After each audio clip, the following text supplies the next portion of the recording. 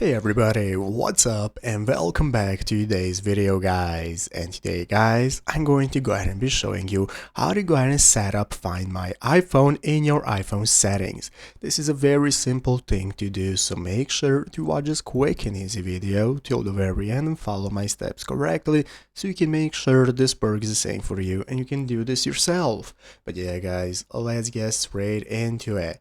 So let's go ahead and take a look at how to do this. The first thing we need to do is to go ahead and find our settings icon right here. So if you do not know how to open it up, just go to the home page of your iPhone and from there find the settings icon. Once you go ahead and tap on it, it's going to go ahead and open up this new settings menu of your iPhone from where you can get started setting up your iPhone however you prefer. So to set up Find My iPhone, which is a part of the browser Find My app that is a feature in iOS, you need to be signed into iCloud and have the feature enabled in your device's settings. So if you're using an iPad or iPad OS device, you are going to go ahead and be able to do so. We also need a stable internet connection to go ahead and set this up. So from your home screen, once we have opened up the settings app, we are going to tap on our name and Apple ID right here at the top of the screen. This is going to go ahead and open up this new menu from where we can go ahead and find all the settings that we have regarding our iPhone. And one of the options is going to be Find My. So by clicking Find My, this is going to go ahead and take you to this page right here